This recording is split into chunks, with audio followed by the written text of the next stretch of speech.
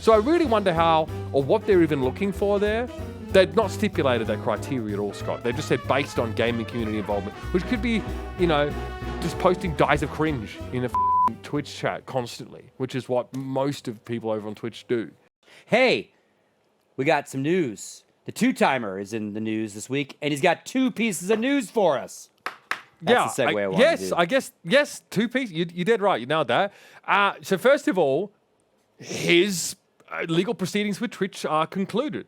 And like many legal proceedings, neither side admits any fault because that's tantamount to basically declaring yourself guilty.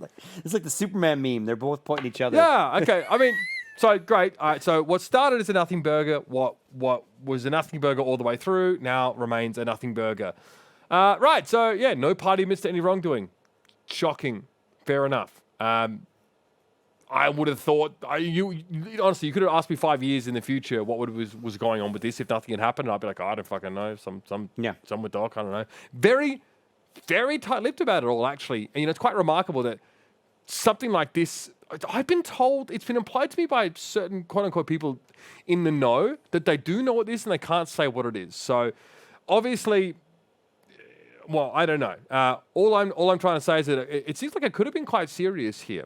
But the point of this story is that they're fucking done. No one admitted fault and they're moving on. We don't know if that involved the settlement. I don't think any of the files from the actual proceedings would be accessible or any of the case notes. So, yeah. This reads settlement to me in some regard because he sued them, right? The last public thing was he was going after them for disparaging him, for banning him, for hurting his livelihood, for banning him technically without him knowing in advance and maybe without proper cause. So it makes you wonder why he didn't fucking win the case then, so to speak. He did, but he settled out of court. And part of the settlement is that Twitch doesn't have to agree they did anything wrong. He won't say they did anything wrong, and he gets a whole fucking bunch of money from Twitch. Fair enough. That's fine. But I think a lot of people were under the impression that Doc had done something really egregious to get him in that position, right? That was where a lot of the speculation had come from, like a conduct thing. Where in reality, it probably wasn't that. It could have been even from a business perspective, because I know that, Doc was courting other potential streaming partners and trying to do a whole bunch of stuff and even compete with Twitch on a business level with his own sort of idea. These were all things that I had heard about that situation. So there's like a billion reasons why Twitch might have tried to ban him or might have seen fit to try and hamstring his presence, obviously, on the platform. So, yeah, obviously, Twitch may or may not have been justified in doing so, which is why he ends up settling. But are you sure? No. This is me guessing. Right. This reads like a settlement by him because he was the one doing the suing. So I wouldn't think DrDisrespect would go after Twitch if his lawyer... obviously, he's not by himself, right? So I wouldn't think his legal team would say, let's go after them, let's make this public if we don't have some sort... I don't think he'd bluff that. No, this happens all the time when you settle out of court, though. It's just so I think he settled out of court and got something for them. Obviously, the second part of this is he's also said he's not... Like, people said, well, are you going to stream on Twitch again? He came back out and had to say, I'm not going back to Twitch. I think...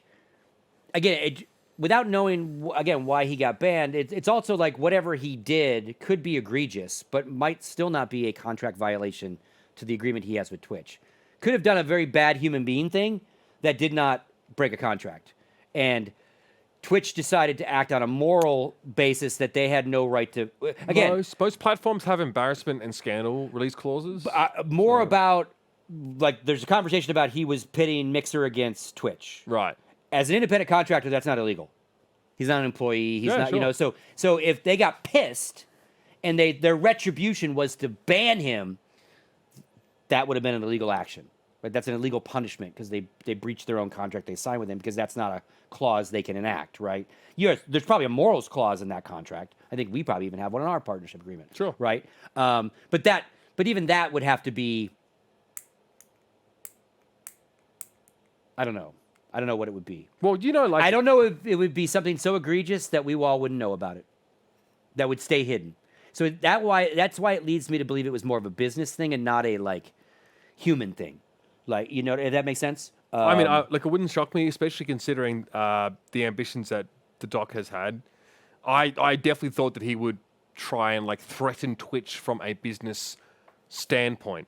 with some form of competition or something or other. So I wouldn't be surprised if it was something that was like Emmett Shear level kind of. Yeah, again, they get fuckery. wind that he's negotiating with Mixer, and whether he's making up numbers back and forth or the legit numbers, they figure out some fucking loophole to get rid of this fucking guy. And that bravado of the new Amazon people, we don't need him anymore. We got all these new people. And I think they fucked up probably with that. Yeah. And it was enough of a fuck up. It also had a huge gag order drop because obviously, to your point, people know and they're absolutely not saying. And they're not saying because they don't want to get sued by somebody, right? Otherwise, gossips would be gossiping. Our usual suspects would not have shut up, Yep. right? But that's not all the news. So obviously, that's all cleared the air. What that hopefully means, though, is that he's unbanned from Twitch. So even though he's not going to stream on Twitch anymore, if he's at least unbanned from Twitch, he can collab and he can be in other people's streams. He can game with Twitch streamers because he can't do that anymore. He can't show up in any of their streams. His voice can't be in any of their streams. Can't go to any of their events. So anyway, other part of the big news is, as we all know, he's got a game dev company now. He's got a game coming. He's already announced that. He's announced some NFTs and his founder pass, or at least the first run of some founder pass information for this new game. Midnight Society is the name of the game. What do we know?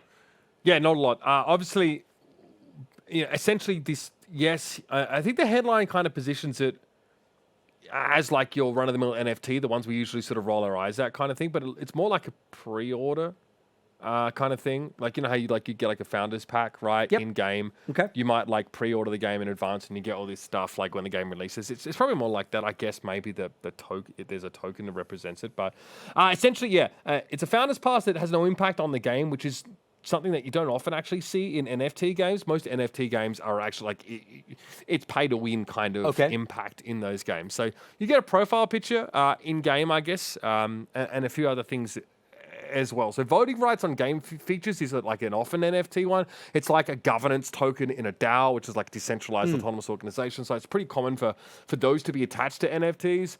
Very interesting to see how that will actually play out here. When, because in general, I think game developers usually try to get not consensus, but get a good feel for how their game is going from the community, right? This would, I guess, narrow their purview or their scope a little more. And yeah, so obviously, getting early access to a game, again, that's what I'm saying. Like, people got to play Lost Ark in advance when they pre-ordered it, right? They got to play the game in early access. Yep. So, yeah, you have to apply to purchase a Founders Pass, which I think is interesting based on gaming community involvement. Look, I think this might be a way of making sure that those with voting rights for how the game will be developed aren't just like scooped from who the fuck knows where. So it might be an attempt to try and make sure that those with some actual agency over how the game development roadmap will go have had some gaming industry involvement. But it's an odd check and balance. And who are they really going to go through 10,000 more than 10,000 applications? They have to find 10,000 applicants. Yeah. So I really wonder how or what they're even looking for there. They've not stipulated that criteria at all, Scott. They've just said based on gaming community involvement, which could be, just posting dies of cringe in a fucking Twitch chat constantly, which is what most of people over on Twitch do. Yeah, and that's where it obviously diverges from a Founders Pack from a traditional game greatly, because they'll sell as many of those fucking Founders Packs until they turn the Founders Pack off, right? There's no limit. There's no exclusive. We're only selling 5,000 Founders Packs for Lost Ark or for fucking whatever game. Right, so it's an unlimited... So it's a cachet thing to get. So there's going to be some FOMO. Like a Founders Pack FOMO now would be, you just got to buy it before they turn it off and the game's live. What I don't understand is that, so normally like you would limit the amount of something if you want to impact its price. Now, these Founder Packs are available for $50, presumably in crypto. Now, the reason why I probably wouldn't be interested is because if it's on the Ethereum blockchain, I probably wouldn't want to, I don't really want to transact on that blockchain because it is gigabad for the environment, right? I would feel much more comfortable if this was on something like Solana. Gotcha. Which is vastly less, orders of magnitude Aren't less. they all getting better and cleaner, and that's less of a thing anymore for us to worry about? But Ethereum, it isn't yet. Okay, so fair enough. When it is, then I'll think about it. But Okay. I won't just transact on it because someone's telling me that one day it will be better. You know what I mean? Like make it better, and then we'll talk about it. But so yeah, normally like there'll be this this is artificial scarcity, right? You can have 1 million founders passes, right? It doesn't matter. Games like Lost Ark, for example, don't limit them. They didn't limit that because they wanted as many people as possible to play it. Right? Absolutely. So it's possible that they're angling for like a secondary market here, where 10,000 people would have access to get it for $50, and then there'd be secondary market sale on a certain platform, and royalties would end up going to. You can trade some of the stuff. I'm being told in my ears. You can. If you get NFTs, if you have an NFT, you can trade it on a secondary market. And it's quite likely that, like Midnight Society, the game dev will take like 5% of royalties. Like you have to pay fees, right, to do this. Sure. Gas fees and also just fees. And quite often, like the owners of NFT collections, they take royalties from that. Sometimes they invest them back into liquidity pools and blah, blah, blah. It's like that whole fucking Ice Poseidon thing. So I don't really think it doesn't. We don't know enough about the game here, Scott, to really know like what this is going to be worth. $50, to be fair, is extremely low mint price for most NFT. Fuck me. I mean, who's that dickhead from Noble? His NFTs were like $1,500. Yes. Yeah. Most often they're like $350 to $400. Like, I'd say like 0.1 Ethereum is like a very standard mint price. Sometimes you get to like 0.25, which is really on the higher side. Sometimes 0.025. Either way, it's a nominal fee. But if it gives you early access to the game, it's the same fucking thing as buying early access of a game with the non-fungible aspect added to it, so you could trade it on a secondary market if you wanted to. It would be like your Lost Ark early access pass you could put on the Steam market. Yep. That's how it would work, really. So interesting. But I don't know enough specifics. What blockchain it is, all this other stuff. I mean, the application also why process it has is to be, why it needs to exist. Like, does this have to be a thing? Couldn't you just say $50 gets you all these benefits? This is the voting rights, right? The voting rights are completely unnecessary, in my opinion. Don't give power to the people. The people don't know what they want. They just don't fucking know what they want. You can still listen to the people without giving them actual voting power, too, if you want their feedback. Exactly. Yeah, you're going to get the feedback anyway. You will get it. It's like, again, inventing a thing that's not really needed. Like, they might need to invent it because they've got $50 million investment from that industry that wants to help this game, right? You see where I'm going with that? Yeah, sure. They could make, exactly. So it could be that a member of the board could be like OpenSea or Wax.io. Yeah, that's why they're lean and heavy. Because Magic Eden, for example. Yeah, so it would just be annoying. Fizz is in their ear. Yeah, Polygon Studios. Listen, now, Polygon, a little bit different. Polygon is literally designed to solve the problems that everyone bitches about when it comes to transacting with the Ethereum blockchain. It doesn't solve like art theft and all the other things that people just find to hate about crypto, but there's that. So do you think, so back to the application process. So 10,000 people, again, how do you weed that out? Obviously, it's to get all the streamers will get in, all those kind of people if they want in. Yeah. But put your socials in there, and they're automated, I'm sure. They do an artesian builds on you. Oh, God. It seems like, without knowing shit about this, but it seems like this is almost maybe a good idea so you don't catch the crypto NFT bros that only want to spend $50 to get the assets for what this thing might be. Well, they don't care about the game. They don't care about anything other than you this catch element. Them still. If there's a secondary market, you'll catch them. If they go, but they won't take one of your 10,000 spots that you maybe do want for the gamer types. It might ultimately end up with someone who wants them, but it's more likely, Scott, it ends up with someone who's going to flip it again after. But if they didn't do any sort of process, wouldn't the first 10,000 people come be the NFT bros? They just buy all this shit, and the gamer kid doesn't even get a chance. You know what I mean? Like if they see it as a speculative market, won't they just come and instantly take those 10,000 away? I don't want to call them the ape people, but the people that live in that world of investment, buy, sell NFTs. Yeah, sure. I mean, it's they quite go. possible. Doctor's doing one. Fuck, buy those. Yeah, because you know what people do. These people, they basically have scalpers. 20 wallets. Yeah, they're 20 wallets, and they have bots that just basically make sure all the wallets like. So maybe that's the. I'm just trying to think. Why would you want to fucking figure out who gets it? Well, yes, you might be trying to. Yeah, okay, sure. Which is a good thing. That's a good thing to.